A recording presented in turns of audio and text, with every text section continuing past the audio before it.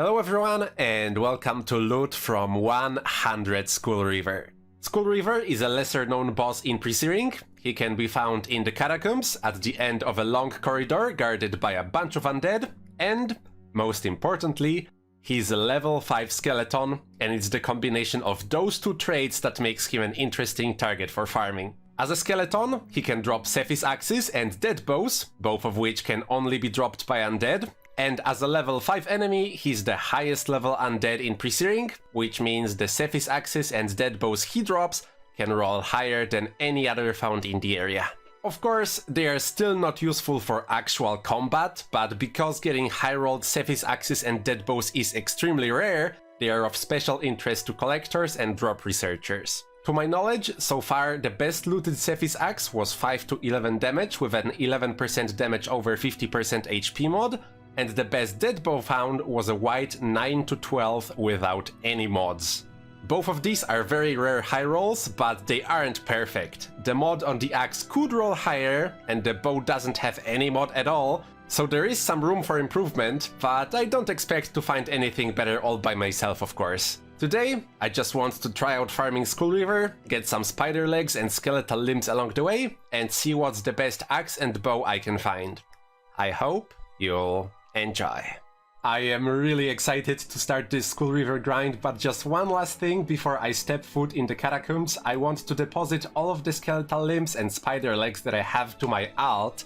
Not that I have many, but that's kinda the reason why I want to make this video in the first place. And now we can better track all the ones that I get. I also traded all of my gold earlier, so we can track that too. So, depending on which monsters you want to farm on your way to Skullreaver, there are a few catacombs entrances you might want to take. There's one in Green Hills County and there's one in Wizard's Folly, but for the fastest runs I will be entering catacombs in Ashford Abbey. As soon as we enter, I will be going left. Then, after I go down the stairs, I will be going right, and then I will turn left immediately. Here's the first Cephis axe of the grind. 3 to 5 damage is nothing to write home about, of course, but I will be keeping the best axe and the best bow that I get in my bags and just replace them if I get a better one, so we can see what's the best one that I got at the end. Also, I'm not at the boss yet, of course. This was just a drop from a regular skeleton, and if I get unlucky at Skullreaver and we don't get all of those crazy high-end numbers, it might just happen that we get our best axe or a bow from a regular skeleton. And just a few monsters later, here's the first dead bow, 4 to 6. After I clear the room of skeletons, we get to my favorite part of the entire run, the spider section. I shoot the first and the second spider, and then I run past the rest, luring them all to the next turn. Their aggro range is just long enough for me to run there, and because I turned the corner, they all stack up and I can AoE them down with Symbol of Wrath. Very cool method. I learned it from a video by Justice, so credits to them, and I will link the forum thread they posted it in the description. Anyway, to do this section cleanly, I needed to change my build a bit. After some testing, I found that I need at least 10 points in Smiting Prayers, otherwise Symbol of Wrath just doesn't do enough damage to kill the spiders, which, as a side note, it's pretty funny that despite holy spells dealing double damage to undead, the main thing that made me put points into it was the only non-undead thing I kill along the way.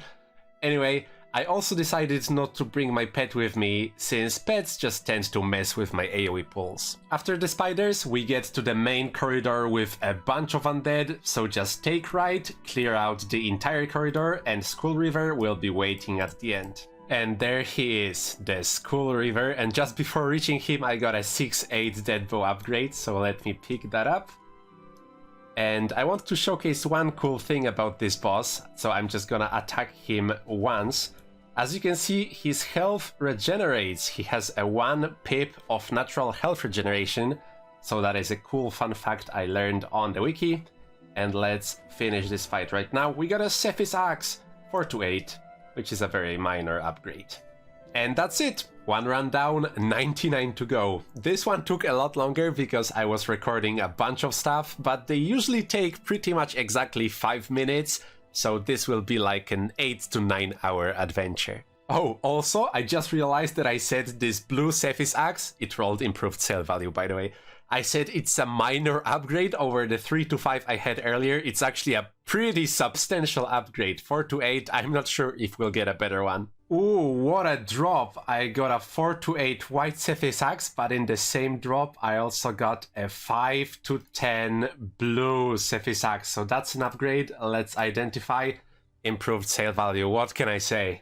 The new higher damage Cephis axe is worth less than the old lower damage Cephis axe. Are merchants stupid? I was expecting any further upgrades to come from Skullreaver, but here we are. I got a dead bow, 7 to 10 damage range, which is another very substantial upgrade to what I have right now. Just from a regular skeleton. And this is mildly interesting, but I just got 3 Cephis axes from Skullreaver. Good morning, I just woke up for another round of Skullreaver and we got a dead bow, 8 to 11 damage, very nice. It took just 17 kills, but I found a 5 to 11 Cephis axe which ties the best range found so far in Presearing. Now of course, the best axe found so far also has a mod and this doesn't, but still. So now all I need to do is to find an axe that's as good as this one, but blue, and then identify it and have it roll a mod that's better than the one that's currently found, and I will have the best Cephis axe in Presearing. Sounds easy, right? Good luck me. I gotta say, after doing this for some time now, I've noticed that those raging cadavers can really stack up quite some damage. I guess it's because they're under level 5 and Vanguard Initiate doesn't protect against them. So I really hope I won't disconnect here and die. I would hate to go out on a limb. 47 kills in and I got another 5 to 11 Cephis axe. This is the third one that I got actually. I didn't record the second one because it's exactly the same as the one that I do have. But it just goes to show that they are not as rare as I initially thought. It's just getting the mod on them is the difficult part. One thing that I noticed so far is dead bows are a lot less common than Cephis axes from Skullreaver. I think I get a Cephis axe like half the time I kill him, but I only got a few dead bows, which leads me to a very interesting point I wanted to mention. I talked with Red Fireball, who's a drop researcher, and they said that the 9 to 12 dead bow that's currently the best one found in Presearing is not actually the best damage range Skullreaver can drop. The only factor that determines the damage range of an item is the level of the source that dropped it, and level 5 monsters in Post have dropped bows that were 9 to 13, which means Skullreaver can drop a 9 to 13 dead bow too. It's just the fact that Skullreaver drops bows way less often than axes, it takes 5 minutes of running just for one kill, and he's very niche to farm to begin with, so most likely nobody was lucky enough to get one yet. And with a game as old as this, and with a community as dedicated to farming as the one we have, it's really cool to me that there is still drops that weren't obtained yet. But I got 35 more kills to do, so who knows? Maybe I'll be the lucky one.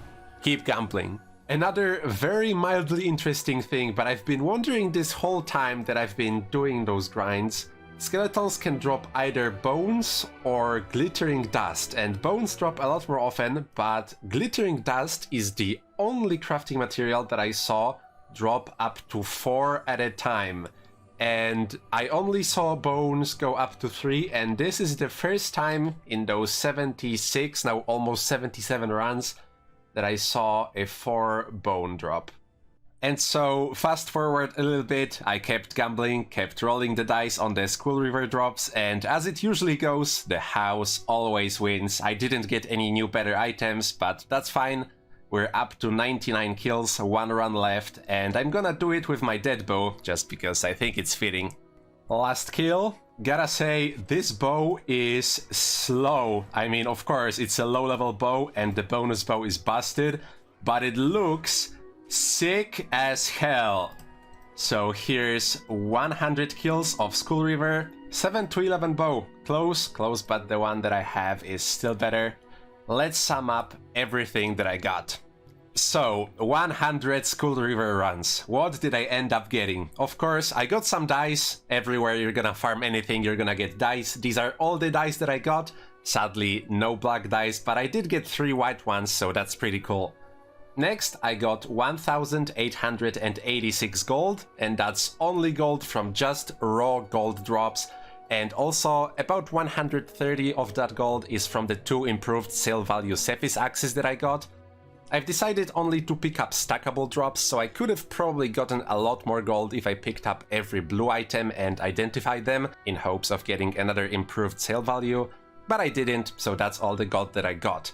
I also got a bunch of stackable crafting materials, bones, piles of glittering dust, and spider webs, and I'm just gonna sell it all, so it's gonna be turned into gold, and together with all the raw gold that I got, it's gonna come up to be 5,603, which isn't much, but it's a nice bonus from doing all of this Skullreaver. Now for the most important stuff, I got 525 spider legs and 1,033 skeletal limbs, which makes me really happy because I had almost none of those and this should last me for a good few months at least.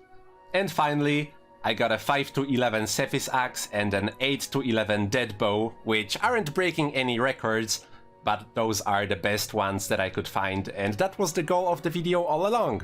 I gotta say, I expected Skullreaver runs to get boring and repetitive very quickly, but surprisingly, I enjoyed them a lot. Sadly, none of the drops here contribute to my Grail challenge, there aren't even any hidden stashes in the catacombs, but the chance to get a cool item is pretty tempting, so I might come grind Skullreaver from time to time just for fun. With all that said, I sincerely thank you for watching, hope you enjoyed, hope you'll have a wonderful day, and I hope to see you in the next one. Goodbye. Keep gambling.